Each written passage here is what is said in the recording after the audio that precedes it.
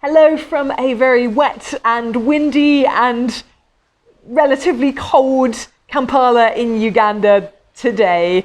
It is throwing it down outside this morning, and so I decided to record this video inside for you. But I still wanted to come and just share a couple of thoughts from the Bible with you today. So I don't know if you've ever noticed when you're reading through the book of Psalms, but on a few of those poems, those songs, those psalms, you'll see some text written before the psalm itself begins. It's normally in italics, and it gives you a little bit of information about that particular chapter that you're reading. It might be the author, if that's known. It can sometimes be a tune that the words fit to.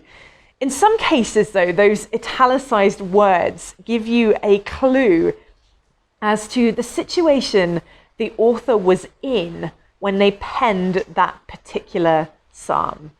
So recently I was reading Psalm chapter 57, and I found myself highlighting a verse that I really enjoyed in the midst of it. Verse 7 of that psalm says, "My heart, O God, is steadfast.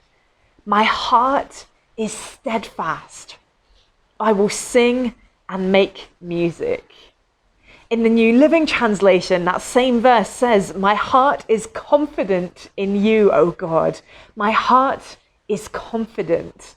No wonder I can sing your praises." Well, that's nice, isn't it? You know, good for King David in his palace. Like, I think I'd feel fairly confident and steadfast there as well. But as I was, thinking that, my eyes flicked up to those little italicized words at the start of the psalm, and I read this, which tells us a little bit of information about Psalm 57. "For the director of music, to the tune of Do Not Destroy, of David, a miktam, when he had fled from Saul into the cave." Oh. So David wasn't worshipping from a palace when he wrote these words. David wasn't a king yet. In fact, he was a man on the run. He was living in a cave. He was wrongly accused of conspiring against the current rather paranoid king who wanted to kill him. His future was bleak and it was uncertain. His life was quite literally on the line. And it was there, in that place, where he declared, "My heart, O God, is steadfast. My heart is confident. No wonder I can sing your praises." In the midst of a place of hardship and misery and despair, David looked to God and he found hope. If he had only looked to his circumstances in that moment, then I think it's fair to say that he would have felt a bit crushed, that he would have felt defeated and overwhelmed and in despair. Instead, he recognized God, his rock, his solid place amidst the chaos, the God who keeps his promises, the God who had promised that one day David himself would be king. That the dictionary defines the word steadfast as meaning firm in purpose or resolution or faith or attachment. It means something unwavering, something that doesn't bend or break when it's under stress. Something steadfast is something that is firmly established. I wonder if that definition could describe your faith today. Is your faith firm? Is it unwavering, even when you find yourself in a cave-type situation? Is it established and rooted on the strong foundation that is Christ Jesus?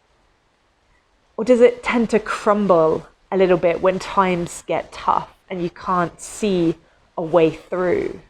Do you start to doubt God's goodness in those moments?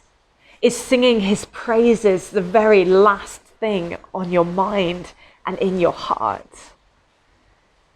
David issues an amazing challenge to us through his words here, written in this terrible situation that he found himself in. But it's also an amazing lesson for us. See, the Psalm 57, doesn't end with that verse that I shared earlier. It carries on, and further down in the Psalm, David goes on to say, "For great is your love, reaching to the heavens. Your faithfulness reaches to the skies." If you are having a great day today, a fantastic day, if the sun is shining and everything is going well, great. But if you're having a really rough time, remember God's love. Remember how it reaches to the heavens, how his faithfulness reaches to the skies. He will not abandon you. He has not left you alone. He's still God, and he's still good, and he still loves you more than you can possibly imagine. Those facts are true, whether you are in the best time of your life or the worst time of your life.